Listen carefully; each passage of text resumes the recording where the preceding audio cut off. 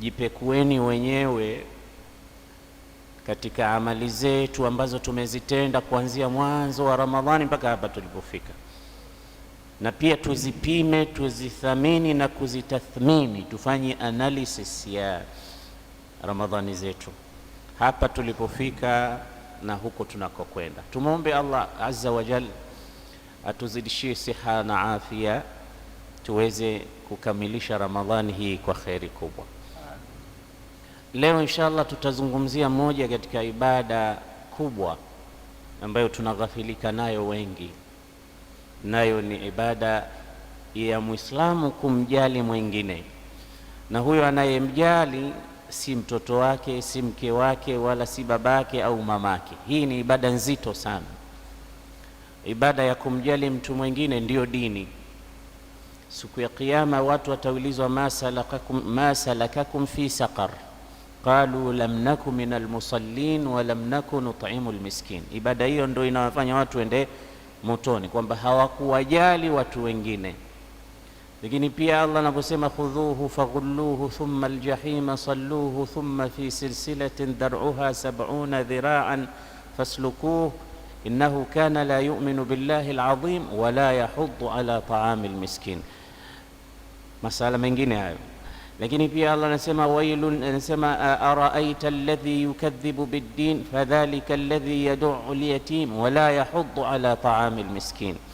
Lakini pia falaqtahama al-aqaba wama adraka mal aqaba fakku raqaba, mpaka kuendelea. Aya hizi zote kama utazichukua kuzitafsiri, mada na maudhui yake kubwa ni mtu kuwajali wengine, ni mtu kuacha yake akaangalia maisha yako wewe mazuri, akayafanya mazuri zaidi, mabaya akayatengeza yakawa mazuri. Na hii inahitaji subra, inahitaji nguvu, inahitaji wakati kuacha wako kashughulika watu wengine. Ndio mshairi sema laula almashaqqa lasada an-nasu kulluhum aljudu yufqiru wal-iqdamu qattalu. Kama sio taabu watu wote wangekuwa wanajisifu, lakini huwezi ukapata sifa mpaka upate tabu.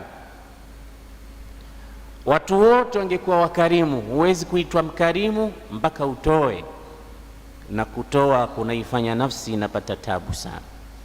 Sasa tutaingia katika hadithi moja tu leo kuisimulia, ambayo ameipokea Imam Tabarani kutoka kwa Abdullah ibn Umar radhiyallahu ta'ala anhuma. Anasema jaa rajulun ila an-nabiy sallallahu alayhi wa sallama faqala ya rasul Allah ayu an-nasi ahabbu ila Allah wa ayu al-a'mal ahabbu ila Allah. Mtu huyo alikuja kwa Mtume akamuuliza maswali mawili. Ya Rasul Allah, ni mtu gani anayependeza sana kwa Allah, anapendwa sana na Allah, na ni amali gani inayopendeza sana kwa Allah? Mtume akamwambia ahabbu nnasi ila Allahi anfa'uhum linnas. Mtu anayependeza sana kwa Allah ni yule anayewanufaisha watu. Mimi na wewe hatuwezi kupendeza tukapendwa na Allah mpaka tuwe tunawafaa watu wengine. Faman istata'a an yanfa'a akhahu bi shay'in falyamfa'hu. Na tukisema kumfaa mtu sio lazima umfae kwa pesa, hela. Man kana lahu malun falyatasaddaq bimalihi, man kana lahu ilmun falyatasaddaq biilmihi, man kana lahu quwwa falyatasaddaq biquwwatihi, au kana lahu fikra falyatasaddaq bifikratihi. Kila mmoja katika sisi anacho ambacho Allah amempa na anaweza kumfaa ndugu yake kwa kitu hicho. Wa hiyo khairu nnasi anfa'uhum linnas. Idha lam tuzid shay'an fi hadhihi dunya kunta anta zaid. Kama we hauna cha kuzidisha, hauna cha kufanya, hukufanya kitu cha manufaa katika hii dunia, huna maana, huna thamani, utakuwa umezidi wewe katika hii dunia. Tafuta jambo la kuwanufaisha ndugu yako, uwanufaishe. Kama kwa mali yako wafae, kama kwa elimu yako wafae, kama kwa fikra na mawazo yako na nguvu zako wafae, kama kwa utajiri wako wafae. Chochote utakachoweza kuwafaa ndugu zako Waislamu wafae nacho. Khairun nasi anfa'uhum linnas. Mtu bora ni yule mwenye kuwafaa watu, yani watu wananufaika na yeye.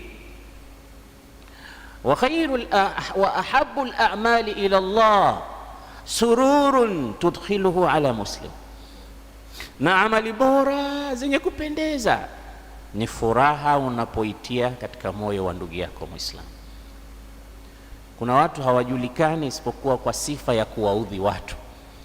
Fulani huyo sasa hivi mtakereka, fulani huyo sasa hivi mtaudhika, na yeye mwenyewe anajisifia hasa, ukitaka kuwaudhi watu niite mimi. Ukitaka asema kuna wengine wanakodiwa, hasa wanakodishwa, yani kazi yao, unataka kutukaniwa mtu, mimi nipo hapa, kazi yangu mimi ni kukodishwa kwenda. Siku hizi kuna vituko, mpaka watu waliofiwa wanakodisha watu kwa ajili ya kulia, yani machozi yetu yamekauka mpaka hatuwezi kuwalilia watu wetu, tunawakodisha watu. Ukitaka kulia kwa sauti ndogo kiasi fulani, ukitaka kuliliwa kwa sauti ya kati na kati kiasi fulani, ukitaka tulie mpaka tugaregare chini ardhini kiasi fulani. Kwa hiyo kila kilio kina hela yake. Basi Mtume sallallahu alaihi wasallam anasema ahabbul a'mali ila Allah, amali zinazopendeza kwa Allah, sururun, ni furaha, tudkhiluhu, unayoitia ala muslimin, kwa ndugu yako Muislamu. Furaha, amali kubwa sana kuwafanya ndugu zako Waislamu wakafurahi. Kisha nasema au takshifu anhu kurba, au kumuondoshea dhiki. Ukimuondoshea dhiki ndugu yako Muislamu umepata jambo kubwa sana. Au tatrudu anhu ju'an, au ikimbize, uiondoe njaa aliyokuwa nayo. Ikiwa na njaa sana, kamuondoshe njaa. Au taqdi anhu daina, au mkidhie na umuondoshe deni lake. Haya ndugu zangu ni mambo makubwa kiasi kwamba Mtume sallallahu alaihi wasallam kayaorodhesha yote kwa pamoja. Anasema waman masha ma akhin lahu fi qada'i hajatihi, atakayekwenda na ndugu yake katika kumkidhia haja yake, akamuondoshea matatizo yake, ahabbu ilayya min an a'takifa fi masjidi hadha shahran, kwangu mimi ni bora kuliko kukaa itikafu katika msikiti wangu. Wa ashara an-nabiyyu ila masjidihi sharif, man masha ma'a akhin lahu fi qada'i hajatihi hatta qada hajatahu ahabbu ilayya min an a'takifa fi hadha al-masjid shahra, atakayekwenda na ndugu yake mpaka akamtatulia matatizo yake ni bora kuliko kukaa itikafu katika msikiti wa Mtume mwezi mzima. Kisha anasema tena waman masha ma'a akhihi fi qada'i hajatihi hatta tatahayya lah athbata Allahu qadamahu yawma tazulu al-aqdam, na atakaye tatua matatizo ya ndugu yake akaenda naye mpaka akamwekea kila kitu sawa, miguu yake haitoteleza siku ambayo miguu mingi itateleza, yani siku ya Kiyama atakuwa mtu mwenye furaha kubwa sana. Hii hadithi amepokea Imam Tabarani kutoka Abdullah ibn Umar radhiyallahu ta'ala anhuma. Kama inaangaza jambo, inaangaza manufaa ya watu kuwafaa watu wengine. Waislamu sisi tuna kasoro nyingi sana katika maisha yetu. Mitaani kwetu kama hapa kuna wajane wasiokuwa na waume, ima wamefiwa na waume zao au wameachwa. Hawa wana maisha magumu sana. Ilikuwa ni bora kwetu katika vijiji kama hivi, mitaa kama hii, tuwe na orodha, ni wajane wangapi tuwe tunawasaidia, ni mayatima wangapi tuwe tunawasaidia, ni watu waliokuwa maskini wangapi tuwe tunasaidia. Lakini orodha kama hizi si hapa Bujumbura tu, katika miji mingi ya Waislamu hivi vitu hakuna. Kila mmoja nafsi nafsi.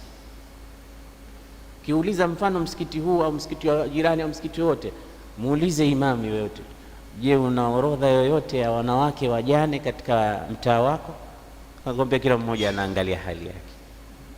Twende msikiti wa huko Kinindo, Kinama, Jabe au uko Uterere au pahala popote, au Kanyosha, pahala popote, au unaenda huko Kitega wapi, muulize imamu wa msikiti, una orodha yoyote ya mayatima katika mtaa wako?